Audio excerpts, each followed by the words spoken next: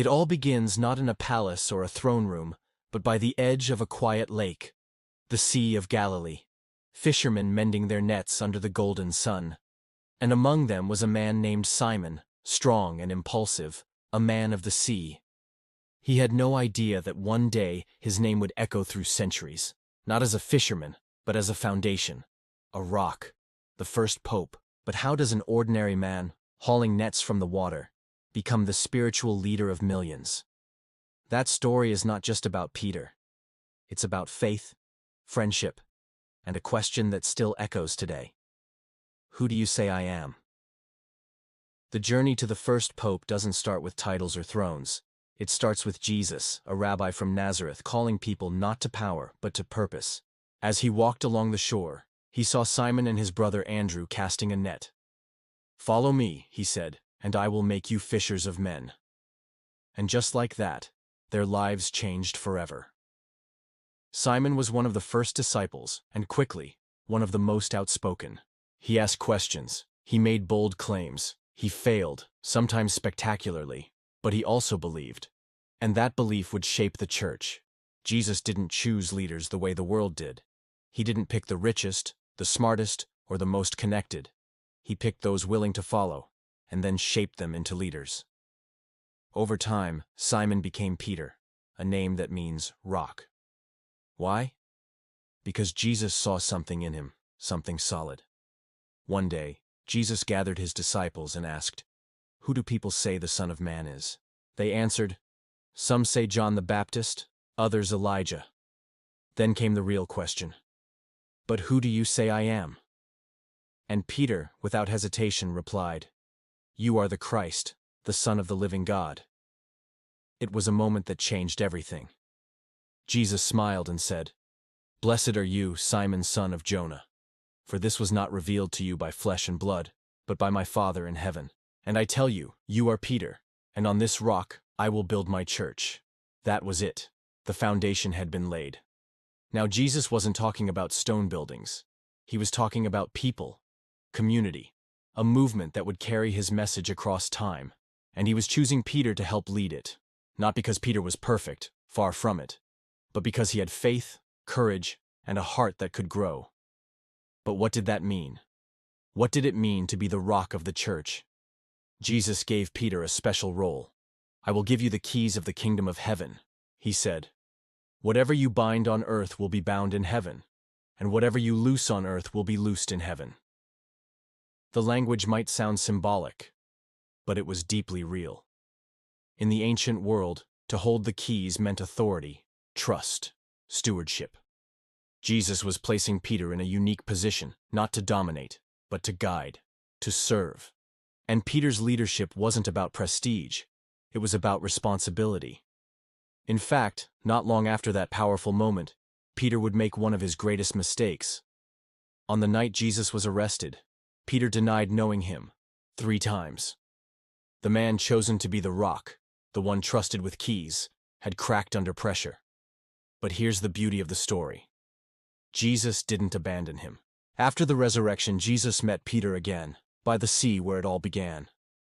Over a simple breakfast of bread and fish, Jesus asked Peter 3 times, "Do you love me?" And each time Peter answered, Jesus replied, "Feed my sheep." It wasn't just forgiveness, it was restoration.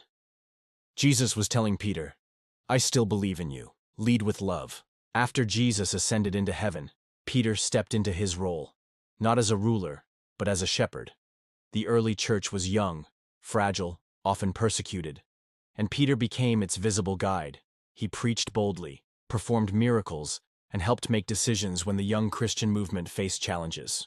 In Acts of the Apostles, we see Peter speaking to crowds, healing the sick, and even defending the inclusion of non-Jewish believers. He wasn't the only leader, but he was often the first to speak, the first to act. He helped unify the followers of Jesus during chaotic times.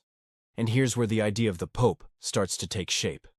The word Pope comes from Papa, meaning father. In those early days, Peter was seen as a spiritual father to many.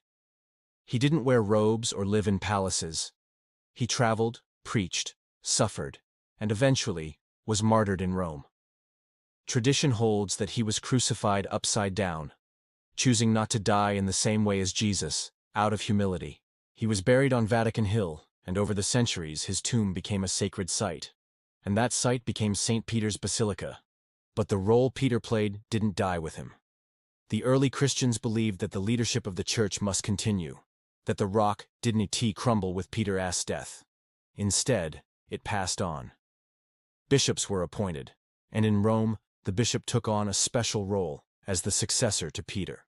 This bishop of Rome became what we now call the Pope, not a king, not a CEO, but a servant leader, carrying the same responsibility Peter had, to feed the sheep, to guard unity, and to guide the church with love. The history of the popes is long and complex, full of light and shadow. But at its heart is this one beautiful truth. The papacy began not with politics, but with a person. A fisherman who dared to believe. A man who fell and was forgiven. A man who was chosen, not because he was perfect, but because he said yes. That yes continues today in every pope who steps into Peter's sandals. Men from different nations, with different gifts, but the same mission, to point people toward Christ. Today, the Pope is a global figure. He speaks to millions, meets with world leaders, and carries a message of peace, mercy, and faith. But every pope, no matter how famous or influential, traces his role back to that lakeside moment. You are Peter, and on this rock I will build my church. It wasn't about power, it was about promise, about presence, about faith that holds firm even when the winds blow. So, how was the first pope chosen? He was chosen the way all true leaders are, not by popularity or position, but by calling. Jesus looked into Peter's heart and saw potential. He saw faith in the making. And he gave him a mission that would ripple across history. The story of the first pope is the story of a God who calls ordinary people to do extraordinary things. It's a reminder that leadership is service, that failure isn't the end, and that love, real, sacrificial, transforming love, is the foundation of everything. And maybe the most inspiring part? Peter wasn't special because he had all the answers. He was special because he kept saying yes.